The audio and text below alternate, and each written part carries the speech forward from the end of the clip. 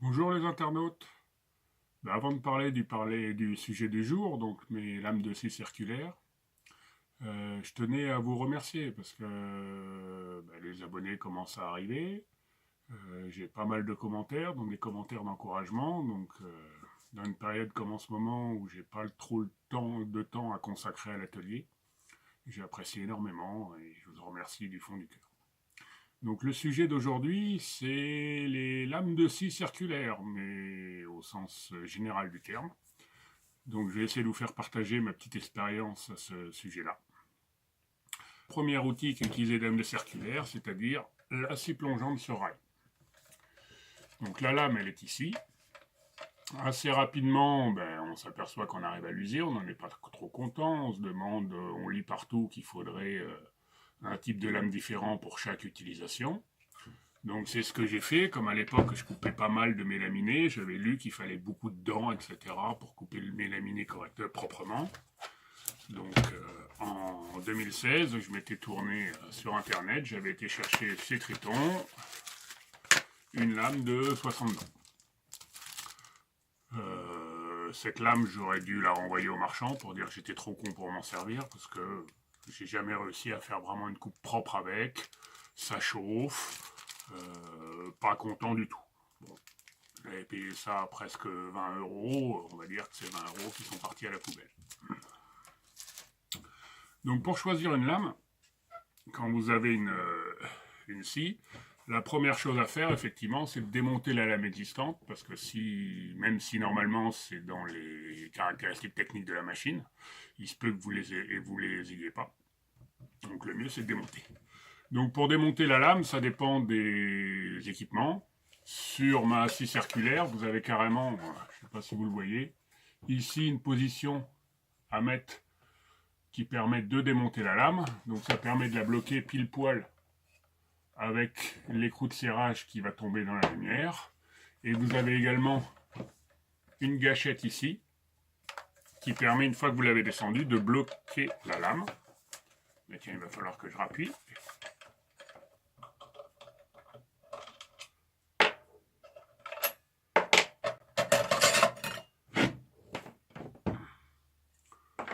Voilà la lame que j'avais d'origine sur la machine. Donc déjà, on s'aperçoit, normalement, il est censé y avoir des indications ici. Avec l'usure de la lame, elles sont passées. Donc cette lame, elle est bonne à être affûtée. Hein. Vous avez vu sur certaines vidéos, principalement, ça va être la vidéo pour mon plancher sous abri. La lame, elle chauffe, elle peine. Donc ça, c'était une lame de tête, ça doit être une lame de 48 dents. Alors, les caractéristiques d'une lame circulaire. Il y a le diamètre, pour ma scie, c'est du 165. Le diamètre de l'alésage au milieu, donc là, c'est du 20. C'est important parce que si vous n'avez pas le bon diamètre, vous ne pourrez pas fixer votre lame de manière sécuritaire. Enfin, on pense forcément le nombre de dents, mais il n'y a pas que ça. Surtout pour une scie circulaire sur rail comme ça. Un paramètre important pour une scie plongeante sur rail, c'est la largeur de la denture. Pourquoi la largeur de la denture? Parce que quand vous l'utilisez sur rail, vous avez ici une petite languette qui est coupée lors de la première coupe, qui vous permet de savoir exactement où va passer votre trait de scie. Et si vous imaginez bien que si votre lame de scie est plus ou moins épaisse, effectivement, on ne va pas se retrouver. Il faudrait un rail par scie. Donc là, je suis en 2,2 mm d'épaisseur. Donc j'ai essayé de trouver des lames en 2,2 mm d'épaisseur. La 60 dents qui est ici était en 2,2 mm d'épaisseur. Bon, il y a d'autres caractéristiques, hein, mais voilà pour les principales. Pareil, le diamètre, sur une scie plongeante, vous avez une indication, c'est ici. J'ai effectivement un vernier qui me permet de mettre une indication de la profondeur de coupe. Cette profondeur de coupe, ce vernier, il est calibré pour une lame de 165 mm. Donc, si je mets une lame plus petite, le vernier sera faux et je m'en sortirai plus. Donc, si on résume, pour une scie circulaire plongeante, il faut remettre une lame qui a les mêmes caractéristiques, au nombre de dents près, que celle que vous aviez de monter sur votre machine. Suite à mes galères sur ma terrasse sous abri, j'ai fait quoi? J'ai racheté 2 lames de scie circulaire. Donc, une 40 dents, celle que j'ai utilisée pour la construction de l'abri de douche, et une 24 dents, que j'aurais dû également utiliser pour la construction de l'abri de douche à partir du moment où j'avais du délignage, donc de la coupe dans la longueur. Pourquoi 2 lames? Parce qu'en définitive, chaque lame est adaptée à un usage. La 40 dents, c'est plus pour des coupes transversales dans le bois, donc des mises à longueur. Et la 24 dents, c'est plus dans des coupes pour des coupes dans le fil du bois, donc sur la longueur. L'avantage de 24 dents, c'est que là, vous avez un espace plus important entre les dents. En définitive, comme le nombre de dents en fonction de le diamètre de la lame ne veut rien dire, parce que vous imaginez bien qu'une 24 dents sur une lame qui fait 300 de diamètre et une 24 dents sur une lame qui fait 50 de diamètre, vous n'aurez pas le même écart entre les dents. Ce qui compte surtout, c'est l'écart que vous avez ici entre les dents, qui permet, plus cet écart est grand, plus les copeaux s'évacueront facilement, donc plus la coupe sera fluide. Donc pour une coupe tout en longueur, il faut mieux moins de dents, un plus grand écart ici, de manière à évacuer la sueur. Donc ces 2 lames avaient la même largeur, 2,2, le même diamètre extérieur, 165, et le même diamètre intérieur, 30.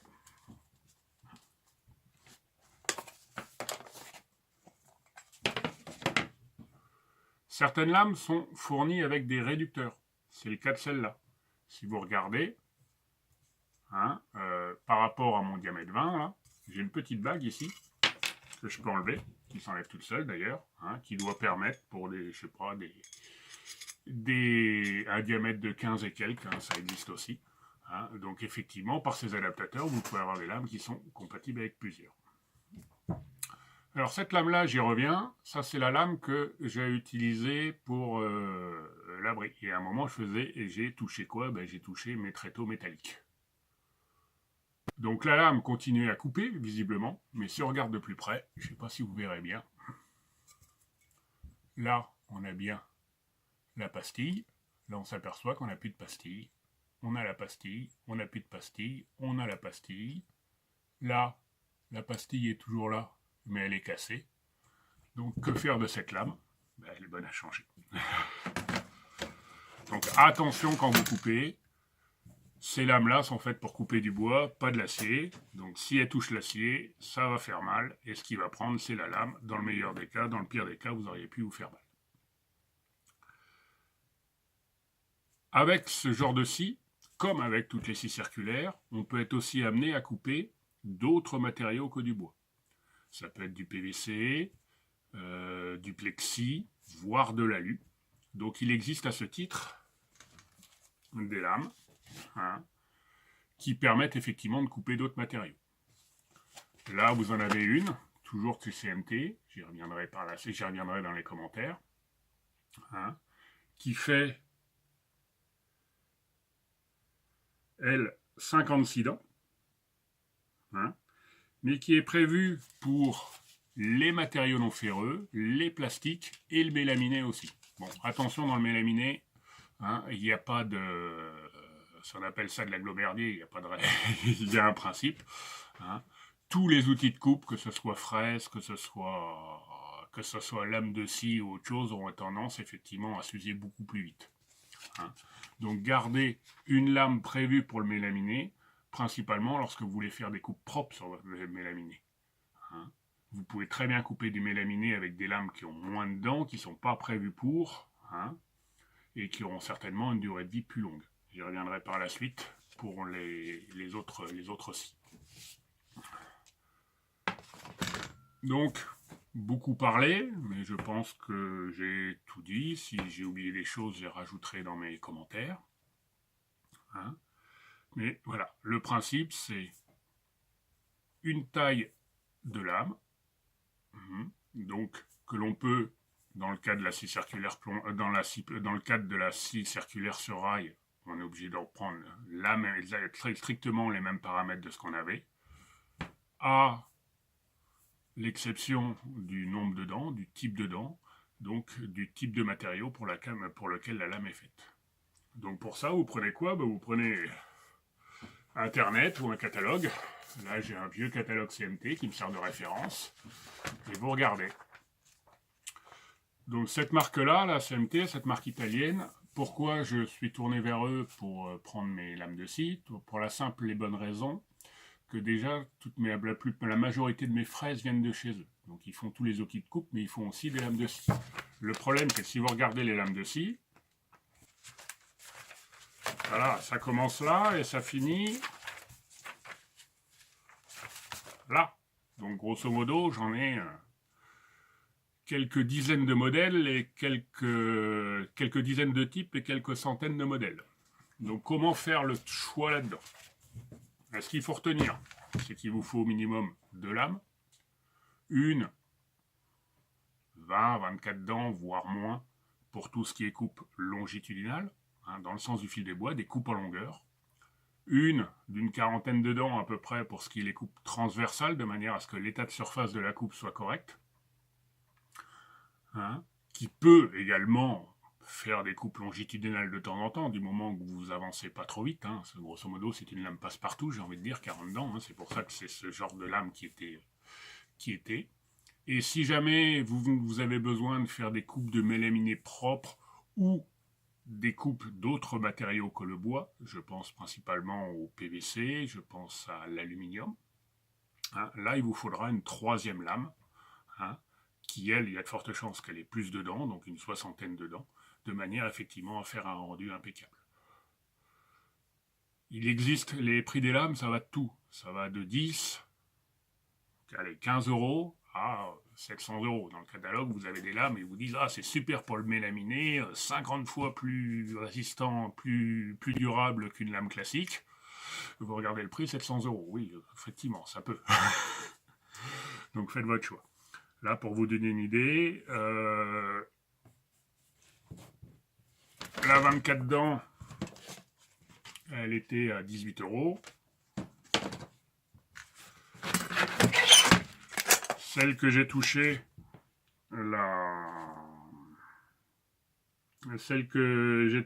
donc la 40 dents, 22,50 €. Et 28 € pour la 58 dents.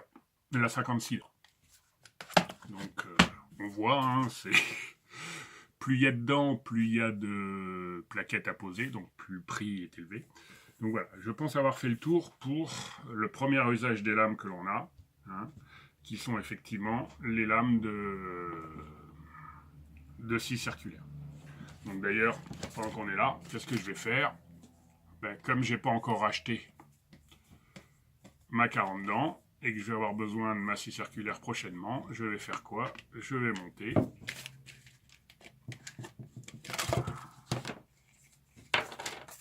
ma 24 dents sur ma scie. Donc quand vous montez une 24 dents sur une lame sur une scie, vos lames ont un sens, on voit bien. Les picots sont faits. Et la plupart du temps, pour savoir dans quel sens la mettre, vous avez une flèche. Donc en l'occurrence, là, elle est ici. Elle me montre que la lame tourne dans ce sens-là. Donc, ma lame, il ne faut pas que je la mette comme ça, parce que dans ces cas-là, je ne serai pas dans le sens des dents, il faut que je la mette dans l'autre sens.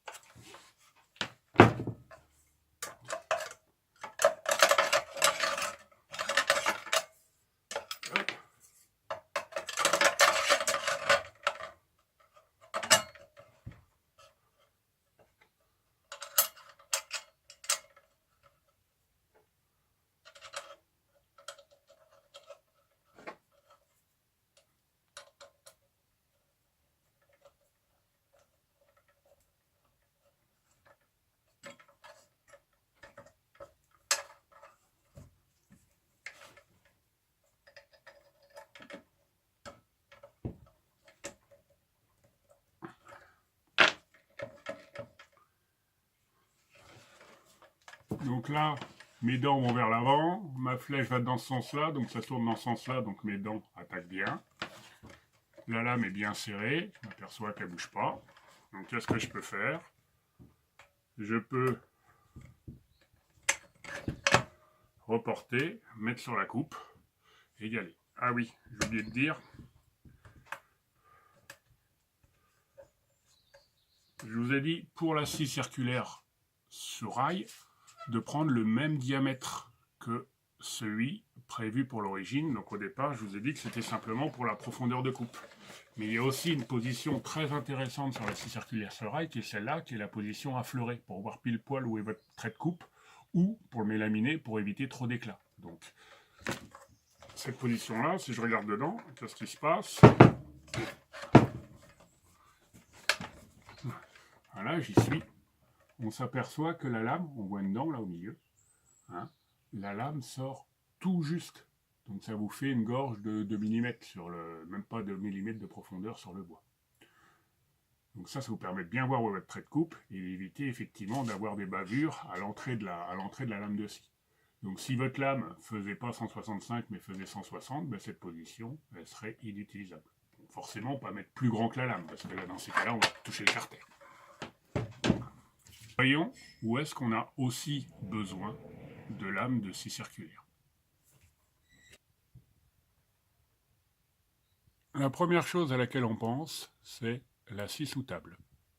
Donc là, vous avez le module scie sous table, scie d'entrepreneur de mon Workcounter, sur lequel, effectivement, vous voyez qu'est montée une lame. Donc si on regarde, c'est prévu pour une lame. C'est prévu pour une lame de 254 mm. Sauf que là, on vous dit aussi que vous avez une largeur, donc c'est max body, d'épaisseur de la lame elle-même qui doit être de 2 mm. Hein. Minimum kerf, donc le paramètre K, c'est la largeur des dents, 2,4 mm.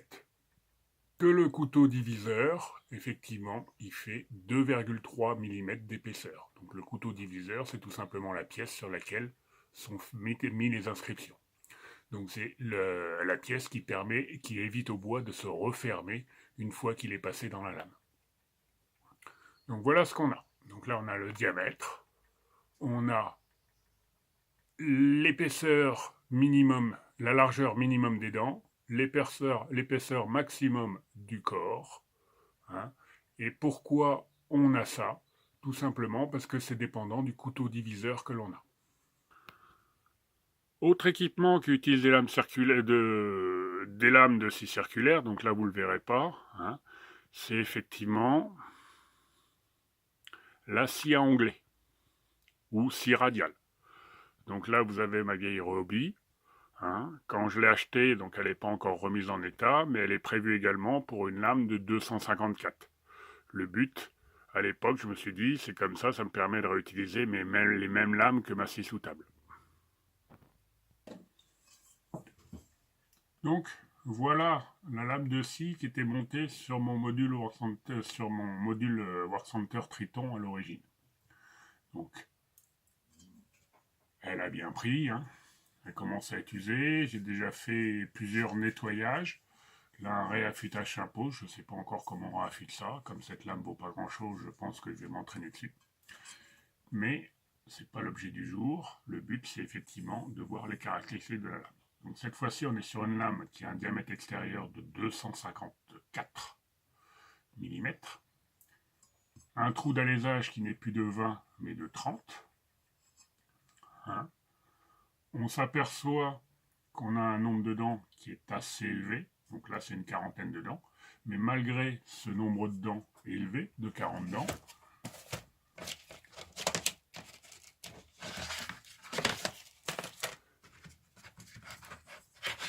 si on compare par rapport à une autre lame de 40 dents, c'est ce que je vous ai dit tout à l'heure, on voit bien que l'écart entre les dents est plus grand ici que sur la petite lame. Donc, c'était une lame passe-partout qui me permettait à la fois de faire des découpes de panneaux, des coupes longitudinales et des coupes transversales. Bon, en coupe transversale, Lorsque,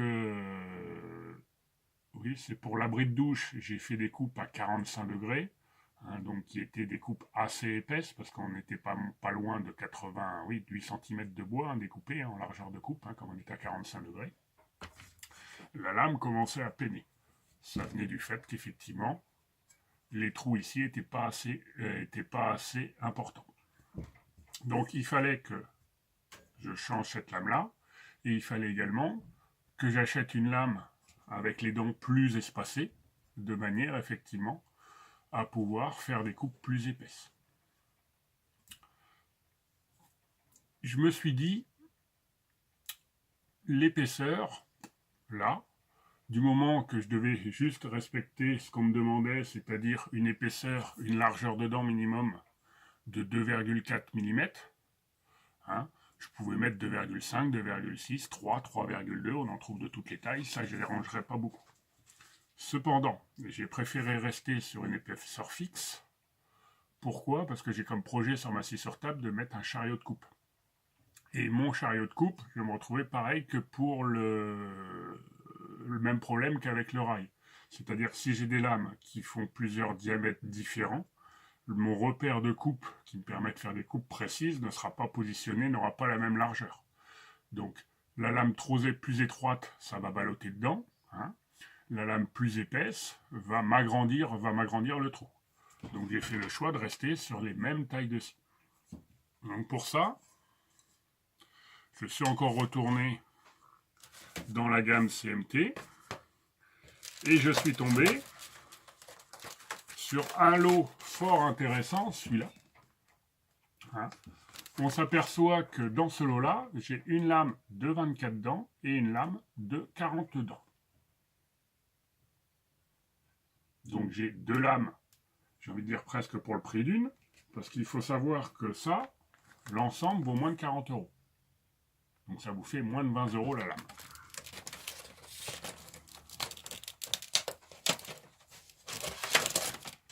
Si je les sors, on voit bien la différence.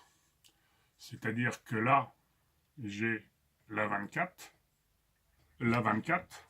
donc on voit bien l'écart entre les pointes, et là j'ai la 40 dents. La 24 est un peu particulière dans le sens où je n'ai pas de gros écarts entre les dents sur celle-là.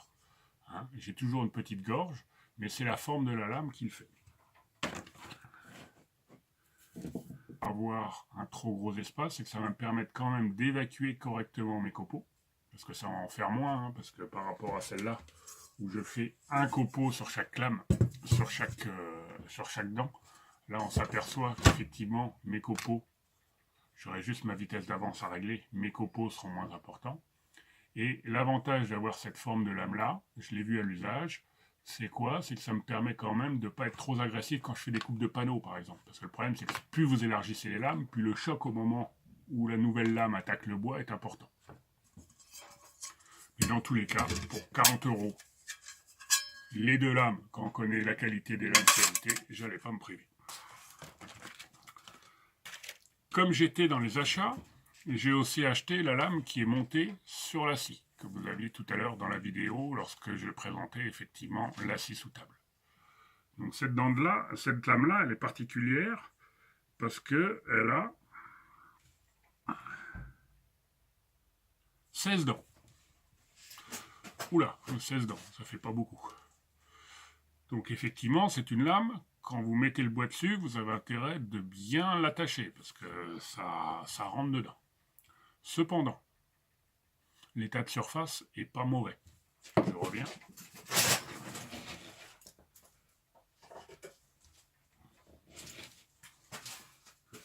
Donc j'ai essayé sur des planches de bois de palette. On s'aperçoit qu'effectivement, on peut avoir des marques si on bouge son bois. Mais lorsqu'on tient son bois bien, on s'aperçoit que je reste quand même. J'ai pas d'éclatement devant, j'ai pas d'éclatement. Donc dans le massif, type bois de palette, c'est une lame qui coupe impeccable. Voilà. Pourquoi j'ai pris cette lame-là? Parce que cette lame-là, c'est la gamme qu'ils appellent lame de scie circulaire industrielle chez CMT. Pourquoi industrielle? Parce que ces lames-là sont capables non seulement de couper du bois, mais également du bois dans lequel il y aurait des pointes, du reste de ciment, de choses comme ça. Et par expérience, pour le travail, donc je l'ai prise pour le travail du bois de palette. On n'est jamais à l'abri de ce qui reste dedans. Hein. La rabot d'égo qui est derrière s'en rappelle d'ailleurs. Hein. Donc, si jamais il reste un clou dedans, si jamais il reste du ciment ou des choses comme ça me permet quand même de déligner et de couper à longueur mon bois de palette correctement. Reste juste le problème du dessus. Donc là, je vais voir si j'ai pas possibilité de, avec un guide vertical, de passer ma lame le long, de manière à bien faire l'état de surface et s'apercevoir si effectivement il reste un clou ou il reste autre chose dedans. Donc voilà, il faut savoir que ce type de lames, qui sont des lames qui permettent de couper un peu n'importe quoi, hein, sont également disponibles et adaptables sur vos sites, même si vous n'avez pas, je ne sais plus, ça me reviendra là, je le mettrai en commentaire, hein, une marque qui fait sa pub là-dessus en disant que sa lame est capable de couper tout, du fer, du bois, du plastique, des planches avec des clous, etc. Ce type de lame existe, hein, chez les fabricants et peut très bien être adapté à votre scie. Sur un point qui vous a peut-être pas échappé,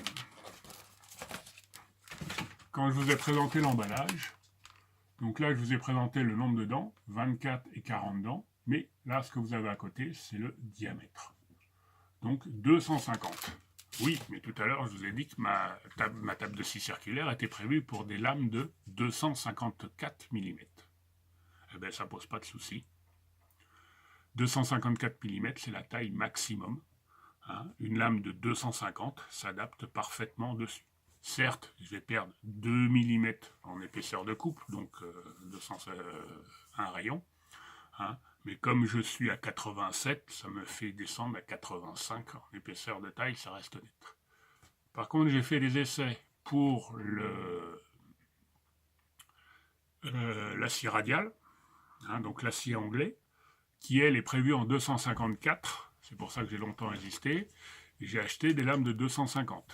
Donc une lame de 250 sur ma scie radiale, vous avez les lames qui arrivent vraiment à effleurer le fond de la gorge. Donc vous ne perdez pas en hauteur de coupe. Hein. Par contre, vous avez intérêt de bien appuyer pour être sûr de couper tout le bois. Je pense que dans mon montage, lorsque j'aurai fini mon établi, ce que je fais, c'est que je rajouterai une planche de 2 mm dessous, hein, de manière à retrouver effectivement. Donc là, je perdrai un peu en hauteur de coupe, mais de manière à retrouver la profondeur que j'avais, à être sûr que même si j'appuie pas complètement ma lame au bout, hein, je coupe bien ma planche. Mais c'est quand même réalisable.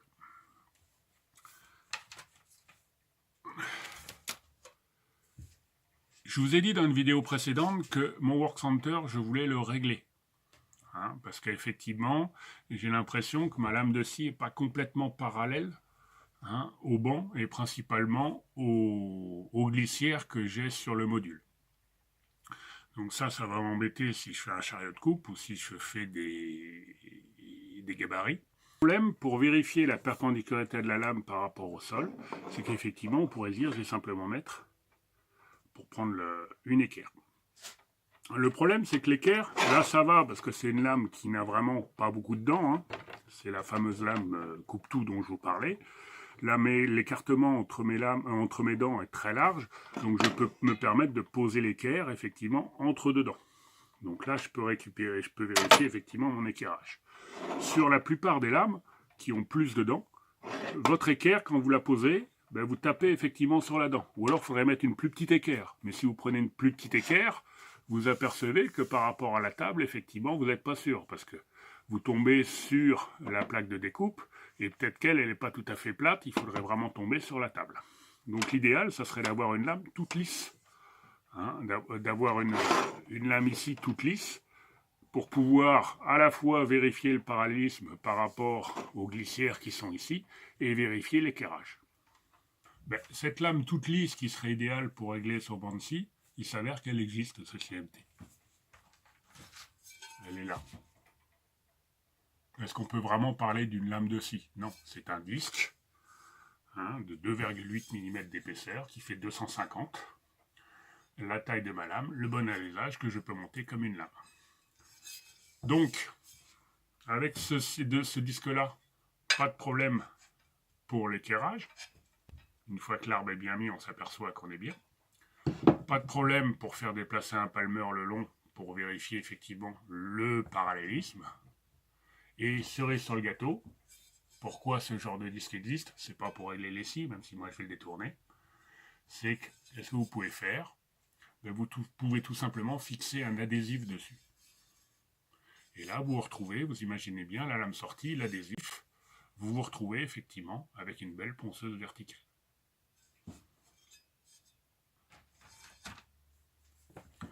Voilà pour ce qui est de la scie sous table et de la scie radiale que j'ai traité en même temps concernant le choix des lames. Est-ce que j'en ai fini? Ou est-ce qu'on a aussi des lames de scie circulaire dans l'atelier? Donc, scie portative, scie circulaire portative avec ou sans rail, scie sous table, scie à onglet ou scie radiale. Pour moi, j'ai fait le tour. Non.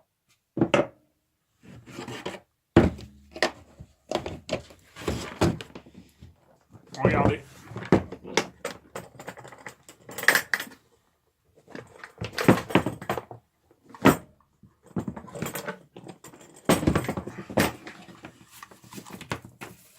Là, c'est quoi? Une lamelleuse. Un de mes derniers achats de brocante. La lamelleuse avec les dominos. Donc, c'est de l'élu. Hein. C'est une bonne marque. C'est l'ancêtre de DeWalt. Elle marche impeccable. Elle fonctionne impeccable. J'ai testé. Et sur la lamelleuse, qu'est-ce qui vous fait les trous pour les lamellos? Là, on voit quoi? Quelque chose qui ressemble étrangement à une lame de scie. On va ouvrir pour vérifier.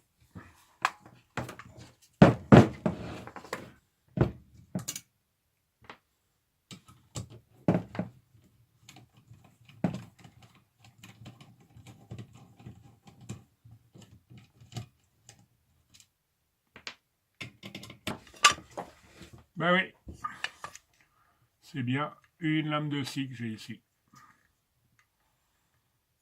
Je m'aperçois que pour la démonter, il faut une clé. Ça ressemble tout à fait, bon, en définitive, ça a tout de la petite meuleuse. Hein. Quand on regarde ça, c'est un corps de meuleuse sur lequel on a adapté une lame et rajouté un couvercle.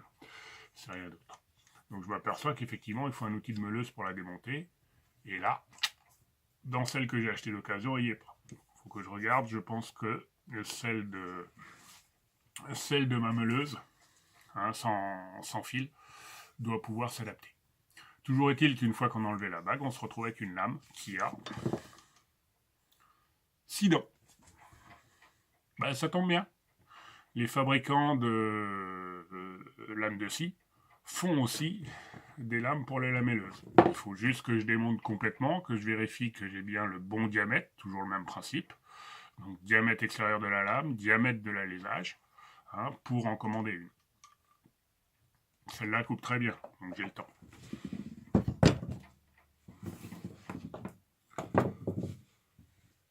Donc cette vidéo n'est pas sponsorisée par CMT. Pourquoi je vous ai parlé j'ai parlé que de produits CMT, tout simplement parce que j'en suis très content et j'ai tendance, quand je cherche un outil de coupe, à d'abord aller regarder chez CMT ce qu'ils font, hein, et après, si je trouve pas, me pencher vers les autres fabricants, et aussi, je dois le dire, si c'est un peu trop cher à mon goût, voir effectivement ce qu'il y a vers les autres fabricants. Maintenant, économiser sur une lame de scie circulaire, par exemple, c'est pas forcément la bonne chose, parce que vous apercevrez que vous ne pourrez pas en faire l'usage que vous en voulez, parce que soit elle chauffe, elle coupe mal, elle s'use plus vite, hein, et à l'effectif, vous en racherez une derrière, donc c'est un double achat, c'est pas forcément un intérêt. Donc, mes articles CMT, à l'origine, je les achetais chez Mano Mano, ou je ne sais plus quelle boutique en ligne. Hein, mais depuis, j'ai trouvé un site direct en Italie, toujours, qui est très intéressant, que ce soit au niveau tarif. Ils font l'intégralité du catalogue CMT, donc il n'y a pas de problème de choix. Vous pouvez faire une recherche sur la référence, donc vous cherchez dans le catalogue CMT ce que vous voulez, vous tapez la référence sur le site et vous avez directement effectivement le prix du produit. Ça gagne du temps. Je ne vais pas vous mettre tout de suite le lien dans la description pour la simple et bonne raison que je me suis permis de leur envoyer un petit mail. Je verrai bien si j'ai une réponse. Hein, pour savoir s'il y a possibilité, je ne sais pas, sous forme d'affiliation ou de bon de réduction ou autre chose, de faire un petit quelque chose. Hein, parce que déjà pour moi, parce que j'en suis grand consommateur, et si je peux vous en faire partager, c'est la bonne chose. Donc bon, j'ai peu d'abonnés, j'ai peu d'espoir, mais je préfère attendre leur réponse avant de mettre effectivement les liens commerciaux. Dans le bas de la vidéo, je ne mettrai que les liens vers le site de CNT, donc pour la désignation des produits présentés, mais pas de lien commercial.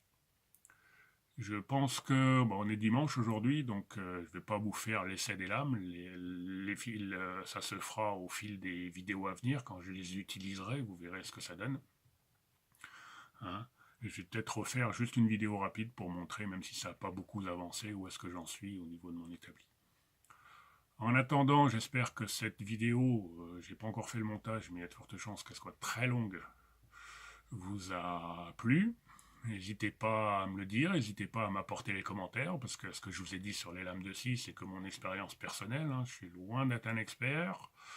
Il y a certainement beaucoup de choses que j'ai oubliées, mais je tenais à vous le partager en me disant, moi j'aurais bien aimé avoir ces infos quand j'ai acheté et commandé mes premières lames. Hein, donc le but, c'est YouTube, c'est vous faire partager les expériences de chacun. Donc n'hésitez pas à mettre des commentaires. Pour ceux qui me découvrent, qui ne sont pas abonnés, n'hésitez pas à vous abonner. Les petits pouces bleus, ça fait du bien pour les statistiques, parce que ça ramène plus de monde, donc tant mieux pour moi. Hein, et je vous dis à très bientôt. Et pour ceux qui iront au Artibat à Rennes, c'est de mercredi à jeudi, à vendredi, oui, 3 jours. Je passerai sur le mercredi après-midi à Artibat. Hein. Et après le reste, je sais pas encore, mais de toute façon, normalement, je suis avec Mathieu David, je vois même l'héberger. Donc on va voir ça. Allez, sur ce, à très bientôt. Kenavo.